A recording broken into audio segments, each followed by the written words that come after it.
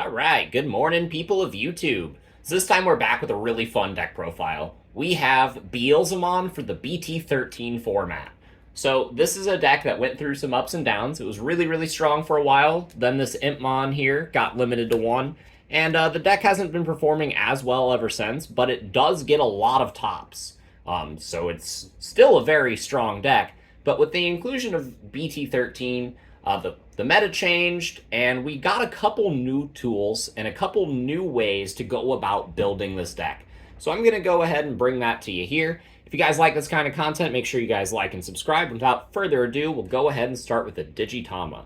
So I got 4 copies of the starter deck Pagu on deletion Trash 2. It's really strong. You want to be milling from your deck as fast as possible because once this deck hits 20 cards in trash, it really starts popping off. And then we do have the 1 copy of the Beelzemon. I do like this card in this deck because we are focused on milling a lot, and we do focus a lot on chipping our opponent down with rookies. So we aren't digivolving as much, so we don't get as much draw and as much cycle. So this card allows us to compensate for a little bit of that by just playing a 5th egg. So I do like that inclusion. So I'm going to actually start with the options because I feel like it makes the deck make a little bit more sense in this context. Starting with the 4 copies of Darkness Wave, we really want to be milling ourselves as quickly as possible. This card helps us facilitate that, and it's a really good turn 1 opening.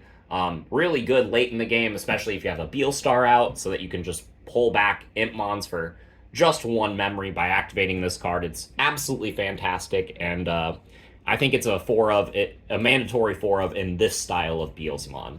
We have 4 copies of Mist Memory Boost. Similar concept, it's an early game mill as well as a memory boost that we can pop off late game to start flooding the board with bodies that have rush.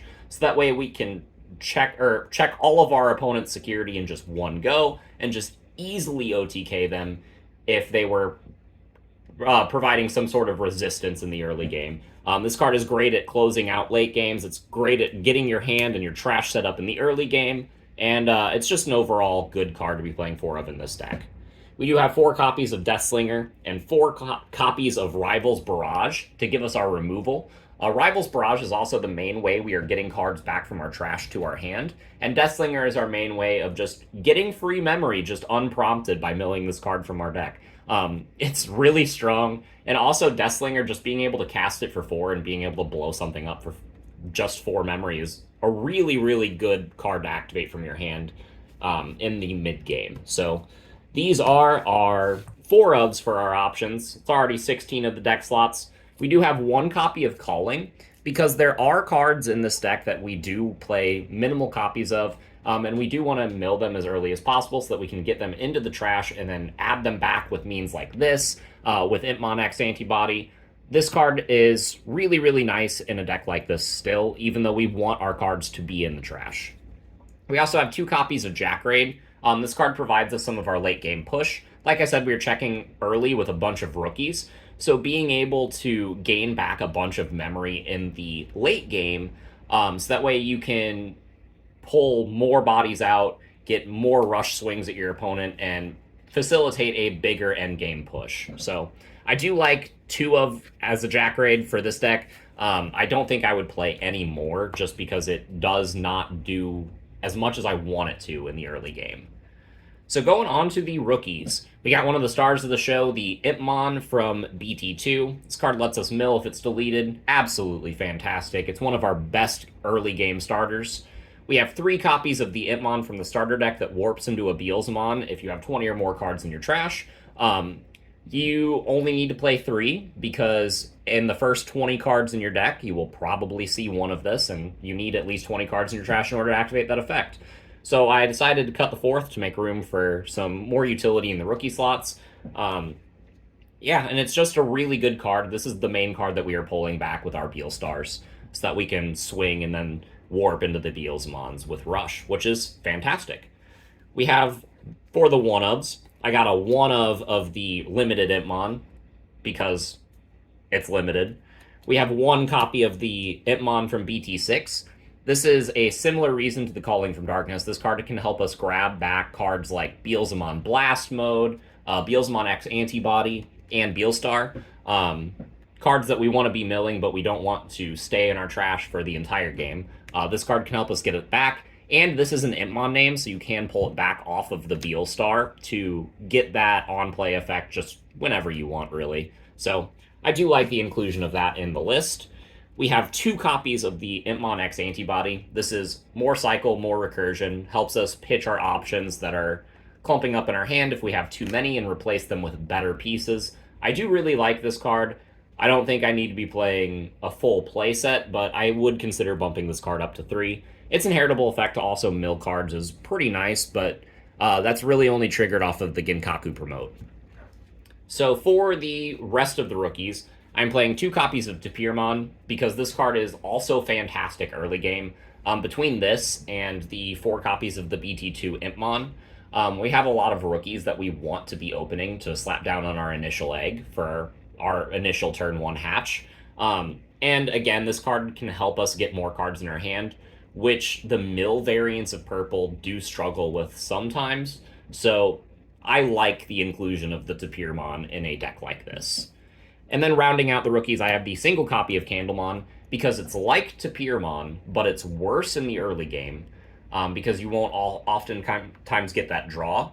But it's better in the late game because if you need a body to slam down for relatively cheap to get some mills, to maybe trigger Beelstar, or to get some more cards in your trash, this is a fantastic card to do that. So I do like it as the 1-of slot, just kind of to round out this draw rookie package.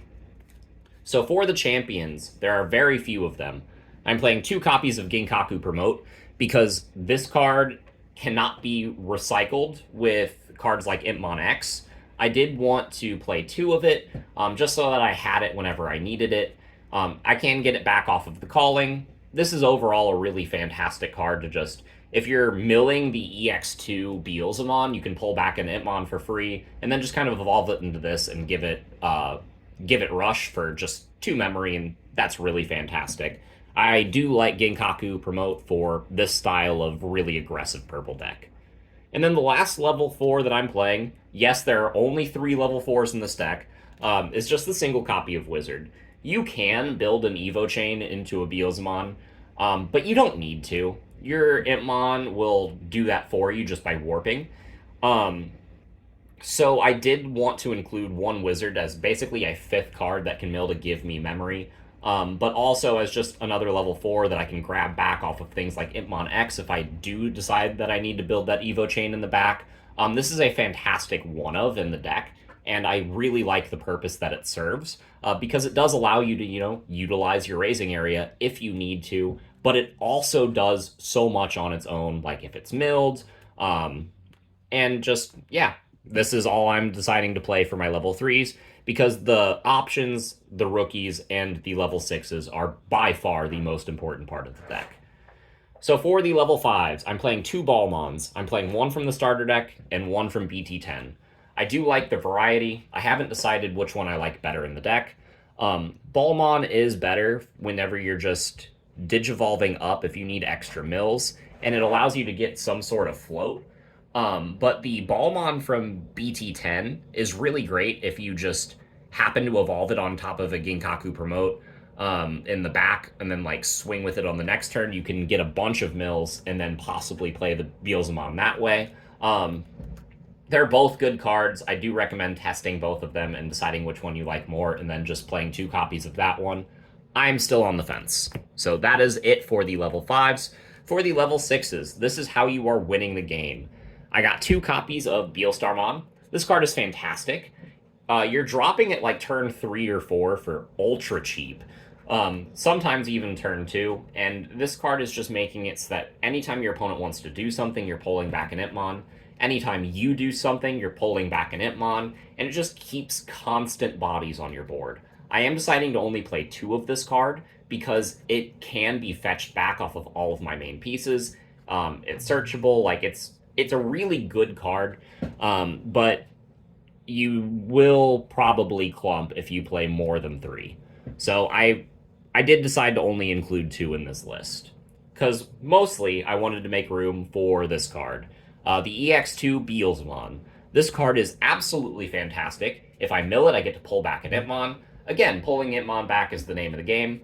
this card is kind of mid if you evolve into it. It's still a level 6 that you're getting for almost free, and it's just milling a bunch, and it blows something up as well, which is pretty good. But the main reason you play this card is to mill it, and you are milling a lot in this deck. So for the one-ofs and the high end, I do play the one copy of the starter deck Beelzemon. If you can warp into this card from your trash, this is the one that you want to. The odds are that you will see this card in the first 20 cards of your deck by doing the cycle and going from the Impmon to when attacking to evolve into this. So playing just one of it, I feel, is fine. I feel like 2 is also kind of the ideal number if you want to be going into this card all of the time. But the EX2 Beelzemon does the job, and I think that maxing out on this card is probably more important for this deck because you want a lot of bodies in play just to be able to check all of your opponent's security really, really quickly. I am playing one copy of Beelzemon X Antibody. This card can help you close out the game really effectively, and it's recurable off of all of your main pieces. However, this card is kind of treated like a level 7 because you have to already be at level 6 in order to go into this. So for that reason, I'm only choosing to include one in the list. I play one copy of the starter deck Blast Mode. This card is absolutely fantastic at just being able to unsuspend, get an extra attack. If I mill it, I blow something up. That's pretty nice, and it's just a good level 7. But again, same reason as X Antibody. It's entirely recurable. You have to already be at level 6 for it to do something. So I did decide to only include one of it. Now for the ultimate spice. We got 2 copies of Gallantmon from BT13. This card and the starter deck Beelstar are the main reason I decided to build this deck this way. So let's say between you and your opponent, there are 35 cards in trash, which is pretty easy to do, right? Your opponent's going to get to, 5. Let's say maybe they even get up to 7 or 8 cards in your trash, and you can fill the other, 27. Fantastic. This card is coming down for free. It's blowing up 2 things and getting a free check at your opponent's security. Awesome. Even if you're only dropping this card for 5, 7 memory, that's still really effective at getting a big level 6 out in the early game, because if you are at that few cards in the trash, it will be the early game, and then this card is just coming down and starting to control the board, which is fantastic for you. It gives you more time to set up more bodies that you can rush at your opponent's security, and it's just an amazing card. This is a very splashable card in a lot of decks, and this is the only card in this list that you won't be able to include in the Ultimate Cup format, which is really, really sad because this is a incredible power play in a deck like this. But there is one more card in the deck, and it is just the Tamer. It is a single copy of the starter deck Ian Mako. Helps us get some more pieces, and it can make our Jinkaku promote pretty free if we are going to use it to stack. It's nice. It's not necessary, but it is a really cool one-of. If you're playing the tower variant of Beelzemon, where you just build up into 1 stack Beelzemon, then just punch your opponent for game, I highly recommend playing 4 of it, but that is not the focus of this deck. The focus of this deck is to play cards like Gallantmon and Beelstarmon to control the pace of the game and make that pace overwhelmingly fast in your favor. So, yeah, that's all I have to say about this. Let me know what you think about the card choices in the comments down below, and we will see you all in the next video. Bye, everyone.